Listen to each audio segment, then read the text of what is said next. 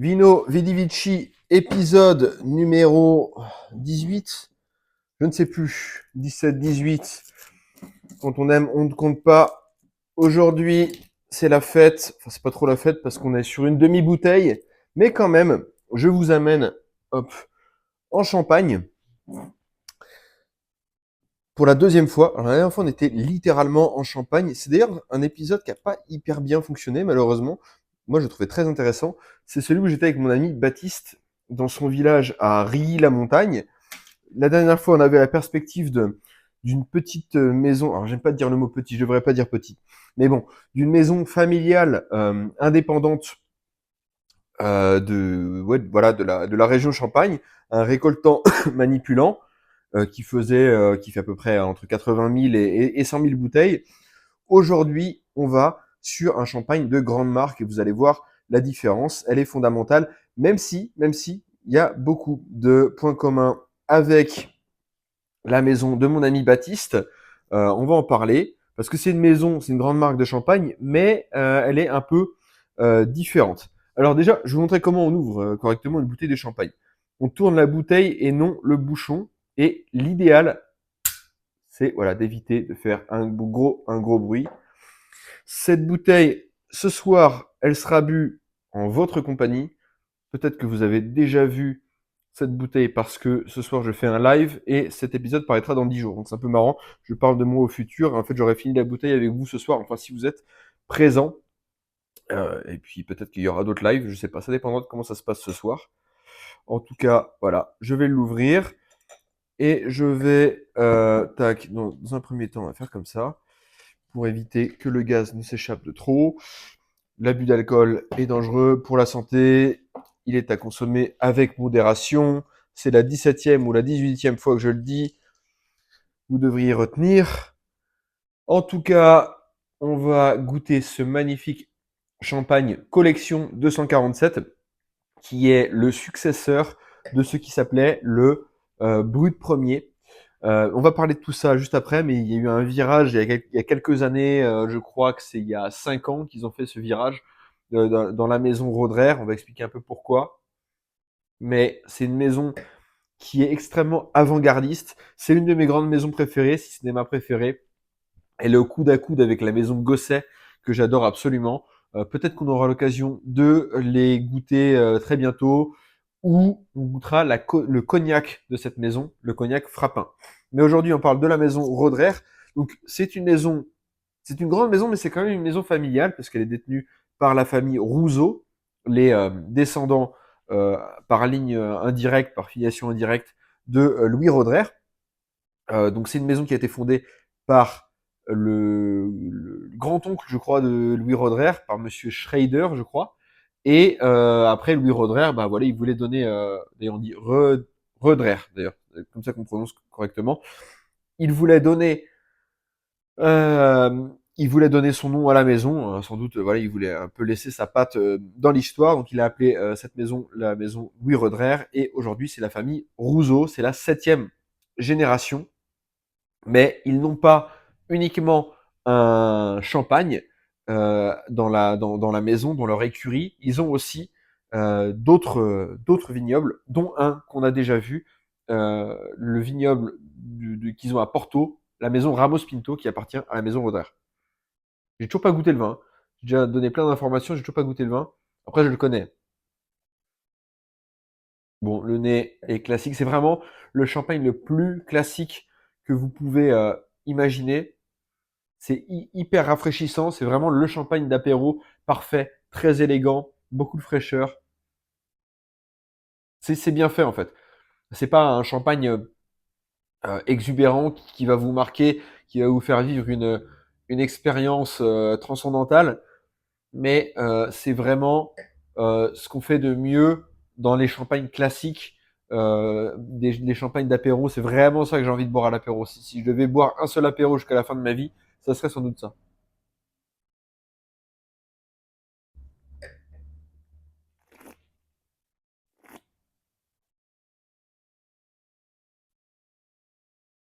Délicieux, c'est frais, il y a de la complexité, il y a de la rondeur, mais pas trop de complexité. parce que c'est pas ça dont on a envie à l'apéro. Alors c'est vrai que ce serait un poil plus agréable avec des petits trucs à picorer, assez légers, pour pas non plus écraser le champagne. Mais bon, voilà, un très beau champagne, la cuvée classique. Mais alors justement, parlons-en. En fait, vous remarquerez que souvent, les grandes maisons de champagne ont toujours leur gamme qui est structurée un peu de la même manière. Il y a toujours le, le classique, l'étendard. Vous allez avoir ça dans toutes les grandes maisons de champagne. Dotz, qui d'ailleurs appartient à Louis Roederer, c'est une autre grande maison de champagne, mais qui a été rachetée par la maison Roederer. Je sais pas moi, Gosset, dont j'ai parlé, Mouette, bon, toutes les grandes maisons ont leur petit classique comme ça. Souvent après, il y a aussi au moins un rosé, c'est un peu comme une figure imposée. Les rosés de la maison Roederer sont toujours millésimés. Après, ils vont avoir souvent quelques autres cuvées. Une cuvée millésimée, donc on va avoir un peu l'équivalent du brut classique, qui n'est plus le brut classique, mais qui sera millésimé. Et par la suite, il y a souvent aussi un blanc de noir ou un blanc de blanc. Parfois le blanc de noir ou le blanc de blanc et le millésimé, ça se confond. Et souvent, le plus important, presque, c'est la cuvée de prestige. Et la cuvée de prestige de Roederer, c'est peut-être la cuvée de prestige la plus importante de toute la Champagne, puisqu'il s'agit du champagne cristal, qui se décline aussi en cristal rosé. En fait, le champagne cristal, c'était la première cuvée de prestige. Donc là, bon, la demi-bouteille, elle m'a coûté 30 euros. Une bouteille de Roederer Collection 247, c'est à peu près 50-55 euros. Ils ont augmenté les prix. En Champagne, ils savent prendre compte, tenir compte de l'inflation. Vous inquiétez pas. Surtout ces maisons-là. Bon, c'est comme ça. C'est le prix du rêve. Et donc, cette cuvée-là, normalement en bouteille, c'est 55 euros environ. Et les grandes cuvées, c'est entre 200 et 300 euros. Donc, dans les autres maisons, les grandes cuvées, on va avoir chez Bollinger, on va avoir le RD et la Grande Année. Ils ont un peu deux grandes cuvées chez Bollinger. Veuve Clicquot, ça va être la Grande Dame. Chez Tétinger, ça va être Comte de Champagne. Et en fait, c'est toujours vers le Grand Siècle chez Laurent Perrier, la Belle Époque chez Perrier Jouet. Et c'est souvent en fait lié à l'histoire de la maison, à un détail de l'histoire de la maison. Et le détail de l'histoire de la maison qui est important chez Roederer, c'est que jusqu'en 1917, le plus gros marché de Roederer, c'était la Russie. Parce que le champagne Roederer était bu par les tsars de Russie. Et une année, c'est le tsar Alexandre II qui a demandé à ce qu'on lui fasse une cuvée spéciale dans un flacon spécial, dans un flacon en cristal, d'où le nom. Alors aujourd'hui c'est en verre, parce que de toute façon le cristal c'est trop fragile, donc ça serait pas du tout pratique logistiquement. Une des spécificités de la bouteille de cristal, c'est qu'elle a un fond plat, parce que monsieur Alexandre II avait peur d'être empoisonné. Donc, ils voulaient qu'on puisse voir le poison. C'est aussi une bouteille transparente. Ils ont gardé la transparence de la bouteille, mais du coup, ils vous livrent la bouteille avec un papier qui filtre les UV pour éviter le goût de lumière, dont on a parlé dans l'épisode de la semaine dernière. Si vous laissiez une bouteille de cristal comme ça à la lumière, et ben, elle prendrait un mauvais goût. Donc, donc cette cuvée cristal, c'est la première cuvée de prestige. On est à 280 euros, je sais plus si je l'ai dit, et 350, 400 pour le rosé. Et c'est vraiment l'un des, si on doit garder seulement 5 champagnes, c'est l'un des plus prestigieux, l'un des plus grands. Moi, j'ai goûté une seule fois, mais c'était dans des mauvaises conditions. Donc, j'en ai pas forcément très bien profité, malheureusement. J'aimerais bien le goûter sur un millésime un peu plus évolué, dans des conditions idéales. C'est pas un champagne d'apéro, c'est un champagne de gastronomie qui est millésimé et qui souvent est mis en marché trop jeune. Aujourd'hui, par exemple, il faudrait boire peut-être les 2006 ou les 2002, alors que la mise actuelle, ça doit être 2015 ou 2016, je me souviens plus exactement. Il y a eu d'autres grands millésimes, il y a eu 2012, il y a eu 2008, il y a eu 2006, euh, mais, euh, mais bon, il est toujours vendu un peu trop tôt, ce qui est dommage. Mais la maison, le cristal, c'est vraiment la fierté de la maison Roederer. Donc la maison Roederer, ah oui, petit détail comme sur Alexandre II, il avait raison d'être paranoïaque parce qu'il s'est fait assassiner. La cuvée Cristal, elle est apparue en 1876 et il a été assassiné 5 ans plus tard, en 1881, mais par, c'était des explosifs. Je crois qu'il est mort d'une hémorragie parce que ses jambes avaient été arrachées lors de l'explosion. Et donc l'histoire un peu de la maison Roederer, donc elle a été créée en 1776. C'est Louis Roederer en 1832 qui a repris la maison, qui l'a renommée et qui l'a propulsée au niveau actuel. Déjà à l'époque des tsars de Russie, il produisait 2,5 millions de bouteilles, ce qui est colossal. Et aujourd'hui, ils sont à peu près à 3,5 millions. Donc pas, enfin, c'est beaucoup plus, c'est 1 million de plus quand même, mais en proportion, on va dire, c'est dans les mêmes ordres d'idées. Donc, ils avaient un immense marché qui était le marché russe. Le deuxième gros marché, c'était le marché des États-Unis. Malheureusement, en 1917, c'est la révolution de février puis la révolution d'octobre qui met un coup d'arrêt à tout simplement au marché russe. Donc, un tiers de la production qui n'est plus vendue. Ça, c'est un peu problématique. Et le deuxième marché, c'était les États-Unis. 1929, qu'est-ce qui se passe? La crise économique. Donc c'est la catastrophe. C'est la catastrophe pour eux. Le vignoble est dans un piteux état et il s'avère que une dame. Il y a souvent c'est amusant en Champagne, c'est souvent des dames qui prennent le le vignoble en main parce qu'on a la dame, la veuve Clicquot, la célèbre veuve Clicquot. Il y a d'autres grandes dames comme ça dans le Champagne. J'ai pas forcément les noms qui me viennent en tête. Mais c'est une autre veuve, la veuve Orly Roederer, qui a repris la maison de son mari une fois qu'elle était veuve. Et son mari s'en occupait pas vraiment. Il était à Paris, c'était un écrivain, c'était un mondain, il s'en fichait un petit peu. Il avait délégué ça à un directeur qui prenait vraiment les choses à la légère. Donc elle, quand elle arrivait, tac, elle a viré le directeur qui ne faisait pas honneur à l'époque 160 ans de la maison et elle a remis la maison sur pied.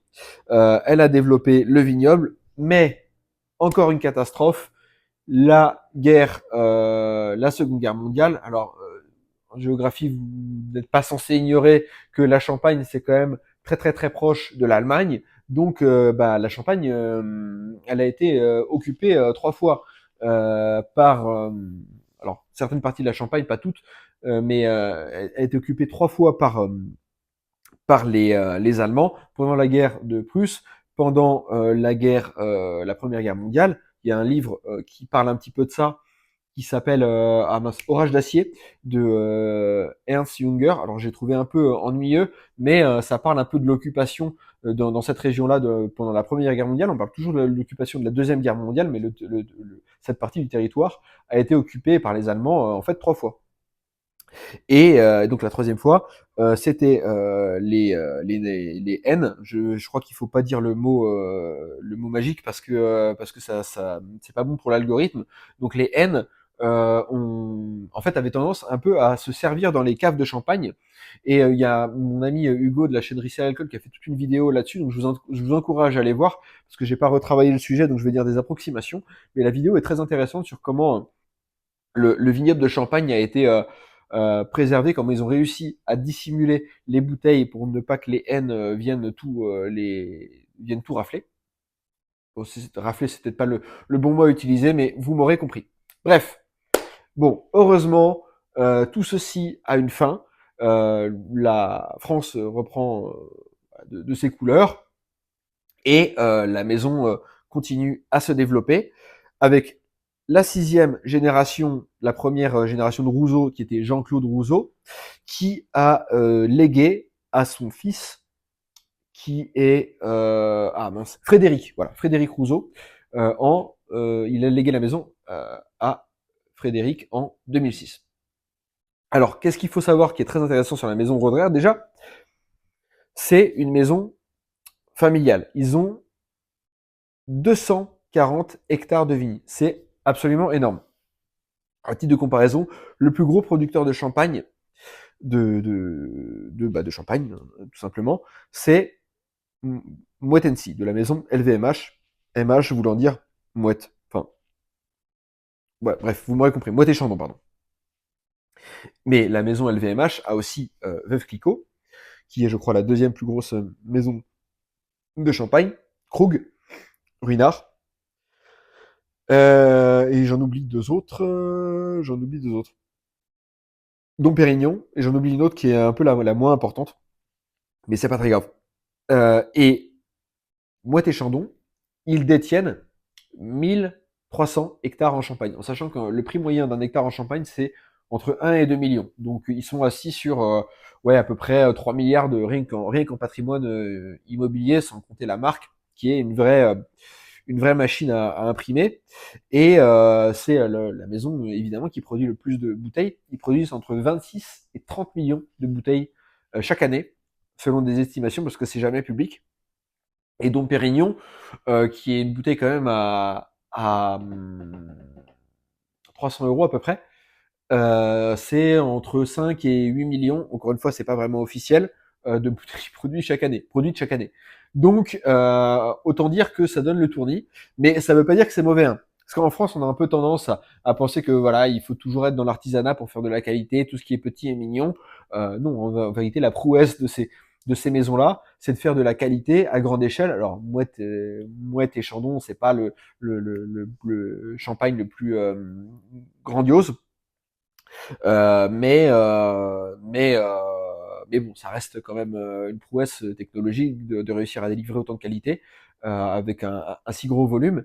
Et donc Pérignon, c'est reconnu comme l'un des plus grands champagnes. Est-ce que ça vaut son prix? Je sais pas, j'ai jamais goûté. Mais bon, c'est quand même un champagne qui est acclamé régulièrement et c'est légitime. Roderer, on est sur 3,5 millions de bouteilles et il y aurait environ 400 000 bouteilles de cristal avec un vignoble spécifique, que des vignes en grand cru, parce que pour rappel, il y a encore un classement en Champagne. Alors cette fois-ci, qu'est-ce qui est classé? Ce n'est pas les parcelles, la maison ou que sais-je encore, c'est les villages. Donc si vous êtes dans le village de Rilly-la-Montagne, là où est mon ami Baptiste, vous êtes en premier cru, et si vous êtes au Ménil-sur-Auger, par exemple, vous êtes en grand cru. Donc je crois qu'il y a 17, si je dis pas d'idiotie, 17 villages champenois qui sont en grand cru, et c'est sur ces 17 villages qu'il y a les parcelles de Roderer, de cristal. Et toutes ces parcelles-là sont conduites en biodynamie. J'en ai parlé il y a 2 semaines dans mon épisode sur l'Alsace. Donc vous pouvez revenir sur l'épisode sur l'Alsace si vous savez pas exactement ce que c'est que la biodynamie. Mais en gros, en général, c'est pour avoir une viticulture beaucoup plus respectueuse de la nature, beaucoup plus proche de la nature, qui respecte la vie microbienne, notamment des sols. Donc c'est absolument prodigieux, parce que 75% des bouteilles qui sont produites par Roderer proviennent de leur vignoble à eux.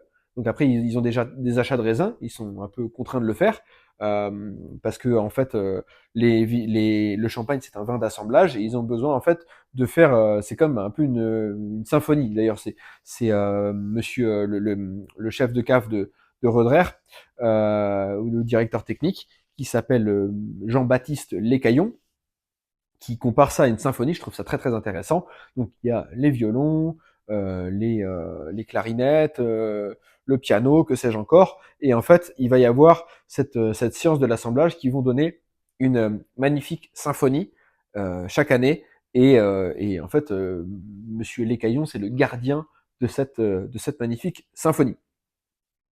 Et comment ils assemblent leur champagne. En fait, il y a plein de paramètres. Il y a des vins qui sont vieillis en foudre, donc avec un peu de bois. Il y a des vins qui viennent d'un certain millésime. Il y a des vins qui viennent d'un certain terroir. Donc, ils ont une approche très, très portée sur le terroir, ce qui n'est pas toujours le cas en Champagne d'ailleurs. Ils savent que tel terroir produit tel raisin et tel millésime a produit tel vin. Donc, ils ont une mémoire absolument prodigieuse, ces gens-là, et ils arrivent à faire un assemblage tout à fait magnifique. Il y a 60% de pinot noir, c'est vraiment l'ADN de la maison Roederer, c'est le pinot noir. Il y a des maisons qui sont plus sur le chardonnay. Il me semble que c'est plutôt le cas de la maison Ruinart, par exemple. Pour information, Ruinart, c'est souvent très critiqué. Et c'est vrai que leur cuvée de base, le R, je la trouve pas très bonne, pour le dire poliment, et excessivement chère. En revanche, les autres cuvées, alors je trouvais le rosé absolument infâme avant. Ils ont fait des améliorations qui fait qu'aujourd'hui il est bien meilleur. Je l'ai regoûté récemment, j'étais très surpris. Leur blanc de blanc est très cher, mais il est très bon. Et les meilleurs champagnes que j'ai goûtés, c'est leur cuvée de prestige, les Dom Ruinart. Vraiment les meilleurs champagnes que j'ai goûté plusieurs fois. C'est à chaque fois spectaculaire. Et même mon père, qui est pas forcément très très sensible au champagne millésimé et à ces choses-là, et il les a goûtés en même temps que moi et il est complètement d'accord pour dire que c'est bluffant. On les a goûtés à 3 reprises. À chaque fois, on était ensemble. Et bon, voilà, Don Ruinart, c'est absolument magnifique. Alors que Cristal, je peux pas en dire autant parce que j'ai jamais eu cette expérience-là. Donc voilà, la science de l'assemblage, 60% de Pinot Noir. Et donc on va parler, pour finir un petit peu de cette initiative qui est les collections. Donc je vous ai dit en fait que les champagnes, les maisons de champagne, ils ont toujours un champagne un peu étendard. On peut pas dire entrée de gamme, mais étendard en général, en tout cas. En l'occurrence, c'est systématiquement le moins cher, qui avant s'appelait le Brut Premier. Et ils ont fait un pivot dans la maison Roederer pour être un peu plus agile, parce qu'en fait, le but de ces champagnes étendards, c'est de garder une qualité constante au cours des années. Sauf que malheureusement, le goût, enfin, malheureusement, pas malheureusement, mais c'est comme ça, le goût des consommateurs évolue. Et par exemple, aujourd'hui, on est sur une tendance où les gens aiment les champagnes moins sucrés. Et donc, qu'est-ce qu'ils ont fait? Ils se sont mis, ils ont transformé le Brut Premier en champagne collection. Donc c'est des collections numérotées qui partent en fait 247. C'est parce que la maison a 247 ans. Et en fait, chaque année, ils vont sortir un nouveau champagne avec un millésime de base. Donc là, le millésime de base, c'est le millésime 2022. Ils vont mettre une partie de ce qu'ils appellent la réserve perpétuelle. Donc la réserve perpétuelle, en fait, c'est un peu comme ce dont je vous avais parlé à Ramos Pinto. C'est peut-être aussi ça qui les a inspirés, parce qu'ils ont une maison, au Portugal. Ils savent comment ça se passe là-bas. Donc ça les a peut-être un peu inspirés pour faire ça. Mais c'est une méthode qu'on appelle Solera, où en fait on va mélanger chaque année, on va ajouter un petit peu de vin du nouveau millésime. Donc, ils ont commencé en 2012, après ils ont mis 2013. Donc là, dans ce vin-là, il y a un petit peu de 2012 et il y en aura un petit peu moins, mais il y en aura dans le millésime suivant et ainsi de suite. Enfin, la collection suivante et ainsi de suite. Alors, pardon, j'ai dit Porto, mais en réalité, la méthode Solera, c'est plutôt à Xérès, c'est pas tout à fait pareil. Mais toujours est-il qu'on est dans cette idée d'assembler des millésimes différents. Donc là, et c'est écrit derrière, c'est ça qui est très intéressant. Donc c'est écrit en anglais, leur réserve perpétuelle créée en 2012. Après, ils mettent les vins de réserve qu'ils ont ajoutés. Donc il y a du vin de réserve de 2013, 2017, 2018, 2019, 20, 21. Et le gros de la récolte, c'est 2022. Et après, ils vont garder le vin sur latte pendant 3-4 ans avant de le mettre en marché, ce qui est un signe de qualité. Les champagnes un peu bas de gamme, en général, ils mettent le champagne dès que possible en marché au bout de 12 mois. Parce qu'en fait, le fait de vieillir un peu le champagne, ça lui donne de l'ampleur et c'est bien meilleur. Et je vous ai parlé un peu du sucre. Donc en fait, ce qu'il faut savoir, je vais pas rentrer trop dans les détails, mais c'est que chaque champagne, enfin la plupart des champagnes, quasiment tous les champagnes, on leur ajoute une liqueur qu'on appelle la liqueur d'expédition, parce que en fait, quand on dans tout le processus qui avait été expliqué dans l'épisode par Baptiste, auquel je vous renvoie, pour la prise de mousse, il y a à un moment un petit bouchon qui avec les levures qui se congèle ici dans le goulot de la bouteille, et il s'agit de l'enlever. Donc du coup, il y a un tout petit peu de champagne qui part, et donc c'est à peu près 1 centilitre, et pour que la bouteille fasse 75 centilitres, et bien avec une machine, on vient ajouter un peu de vin mélangé à du sucre, ce qui va lui donner une certaine rondeur. Donc il y a 7 grammes de sucre dans une bouteille de Roderer aujourd'hui. Et avant, dans le brut collection, il y en avait 9. Donc ils ont vraiment fait en sorte de s'adapter au palais des consommateurs, pour que en fait, les gens qui aiment de moins en moins le sucre puissent apprécier un peu plus le champagne. Et si un jour il faut baisser encore, et ben, ils pourront arriver à 6, peut-être même à 5.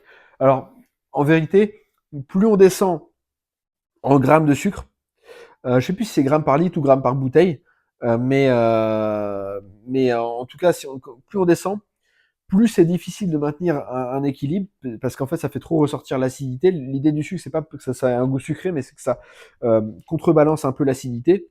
Et en plus de ça, c'est plus cher, parce que en fait, rajouter le sucre, c'est moins cher que le même volume de vin. Donc, pour une maison comme Mouette et Chandon, si elle descend d'1 gramme de sucre dans son assemblage, et ben en fait, la rentabilité n'est plus du tout la même. Donc, il y a aussi ces enjeux-là qu'il faut prendre en compte.